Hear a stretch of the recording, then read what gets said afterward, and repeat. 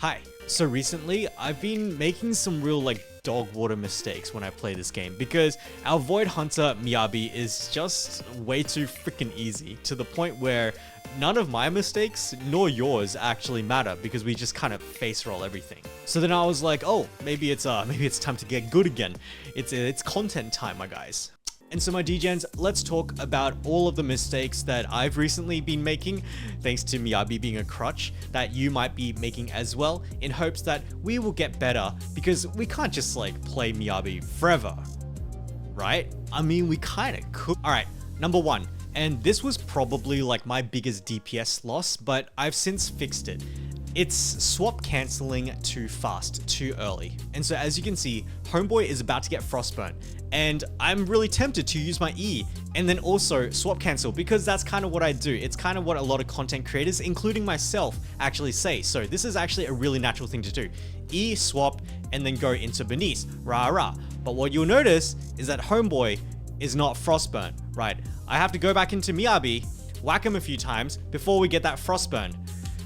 That is what I mean by swap cancelling a little bit too fast. And so let's take that position again. Homeboy is about to get Frostburn. And what I'm going to do is I'm actually going to use my charge attack this time because that is another extremely common swap cancel for Miyabi. However, this time I'm going to wait until the Frostburn triggers before I actually go ahead and swap cancel into Bernice. So I'm going to hold attack, boom, boom, boom. I see the Frostburn there, and then I can swap cancel into Bernice, because if I don't do that, we're missing a crap ton of DPS. And so the idea is that when you see the anomaly gauge is getting really freaking close, it's to kind of be like, all right, I need to make sure that I trigger Frostburn first before I actually do the swap. Now, on the topic of animation cancelling, swap cancelling too early, there is a second one, and it's for a different reason.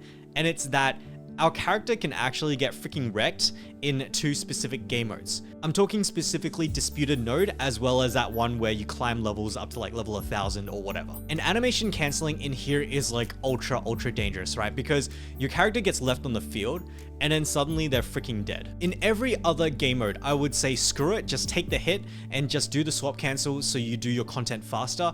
But for this one, it literally leads to a loss. So just for these two content modes, just don't swap cancel, just play a little bit safer, especially because there is no time limit. All right, and so the third mistake that I keep making, and I'm still actually making this mistake today, is that I hold on to the ultimates for too long.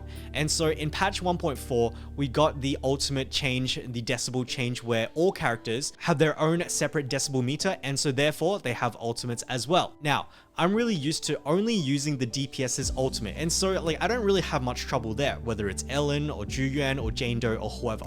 But the other ultimates are actually really impactful, especially from a stun point of view, from all of our stun characters, as well as Caesar. Caesar gives a shield on the ultimate as well as big stun. You've got access to another black hole with Nicola as well as the defense down. Sokaku gets 3 stacks of her twirly thing. There is actually just so much lost DPS sitting inside of those ultimates. I know it's really hard. I'm still struggling with it. This is probably my next biggest DPS gain, to actually use those ultimates from my supports as well as the stuns. All right, so next mistake, this is to do with Anomaly again, specifically the Anomaly build-up gauge. And I really hope that I've mentioned this before, but in regards to using your EX skill as well as your ultimate and chain attack, you really don't want to be blowing it when the gauge is almost full, especially for Jane Doe. And the reason is because you're essentially overstacking on the Anomaly build-up. So for example, in this case, we see that the Anomaly build-up is almost there, and my dumbass uses an ultimate. You'll see I'm gonna go ding ding ding ding ding, but all of that build-up has led to a new bar with 0 build-up. If I get my ultimate again, let's start from 0. Let's see how much build-up I was actually missing, or I'm actually losing, right? So look at that. That's pretty much a whole freaking bar that I could have had, but no, my dumbass had to actually just use it like this, and it actually doesn't trigger assault. And we've pretty much just gotten 1%, where we could have actually been getting 99% instead. This is really a problem for Jane Doe players, especially because the trigger hit for the Anomaly effect, so by trigger hit, I mean out of the 10 hits in her ultimate, which one triggers the assault? And it's actually the freaking last one, right? All of that, and only the last one actually triggers assault.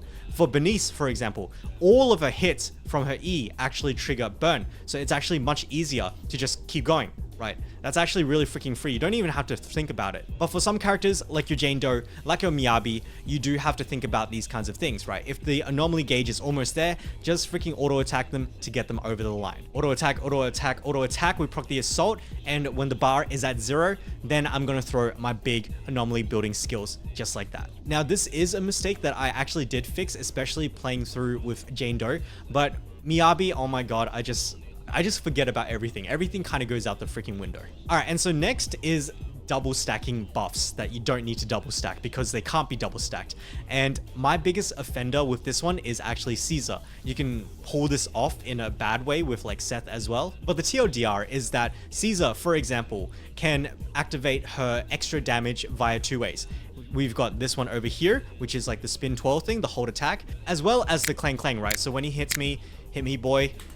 This one over here. So that and this both trigger the extra bonus damage that Caesar gives from this Battle Spirit ability over here, plus 25% for 30 seconds. Now, what I always do, I'll show you what I do. And it's that when we get the parry, I almost always parry with Caesar, right? So when we get the parry, this one right here. And so here, we should already have that plus 25% damage. But unfortunately, what I always do is that after parrying, so let's get the gold light, I always do this, and then I use that the swirly thing again. So I'm pretty much applying that plus 25% thing twice, but the second time I am using up my support this point over here, which is really, really freaking bad. Because using these assist points over here means that I can do less of the clang clangs, right? They all turn into evasive assist. And so what I need to do is I need to just counter EE, like this one right here, boom, boom, and then swap out. I need to stop doing the swirly thing because it's just wasting my resources. Every extra second you spend in kind of like a support like Caesar or your Nicole or your Lucy or whoever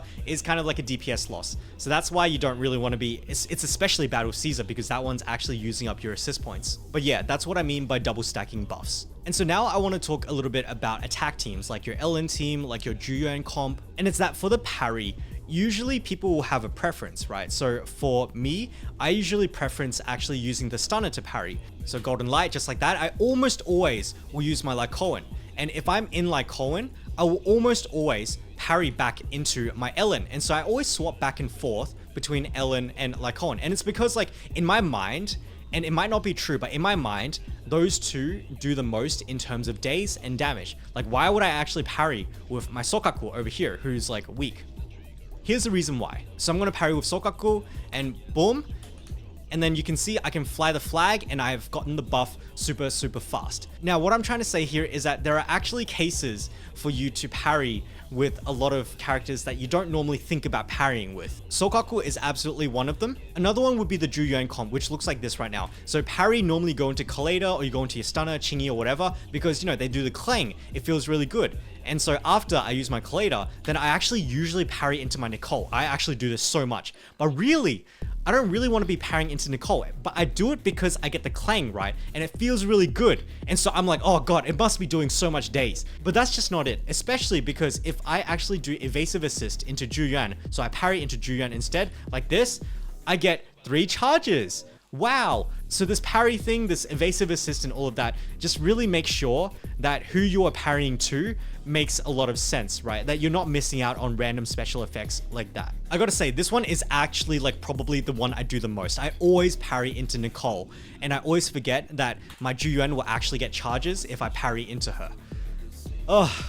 DPS lost my degens. All right, and so the last mistake that I wanted to share with you guys that has been plaguing me for the last few weeks is a farming tip.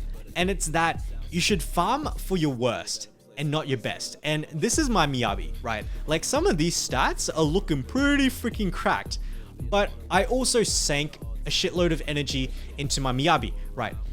Miyabi is already busted. Miyabi is going to clear content like crazy. There is no point in trying to essentially achieve perfect stats for her, right? And when it really hit me was when I was looking at my Jane Doe, so over here, and I was like, oh my God, only +1 anomaly proficiency? What the heck are all of these other stats? And it's these teams, like my Jane Doe, or my Juyuan, or my Lycoan, or all of these other characters, my Lucy.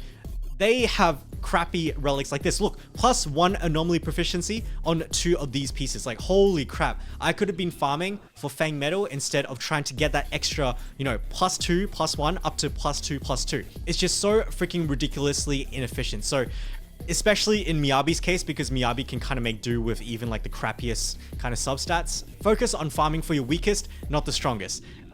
I got caught up like this, and so as you can see, my relics are looking pretty freaking cracked. But it does mean that the rest of my teams have suffered. Like, look at my Ellen, that's kind of dog water. I mean, it's also unfortunate. But like, look at my Juyan, for example. What the heck are these substats? I should have been farming for Juyan, not getting that extra crit rate stat for my Miyabi. Alright, and so that's pretty much all of the mistakes that I've been making recently, all of which has been caused by Miyabi being like way too free. And it's absolutely okay to kind of play like that, right? Like, I got caught up in the hype with Miyabi. I'm sure you guys did as well. I mean, she's so fun. She's so freaking cool. But after Miyabi and her bustedness, we are going to come back to Earth with Astra, with Eve. So my DGens, we need to come back to good practices and not just face rolling with Miyabi. So let me know if you guys are making like similar mistakes as me, whether it's getting caught up in the hype or whatever, or if you guys are actually completely fine and it's only me that's starting to make dumb mistakes again. Regardless, let us know down in the comments below. But that being said, this is the end of the video. So thank you guys so much for watching. I'll catch you guys in the next one. Bye-bye.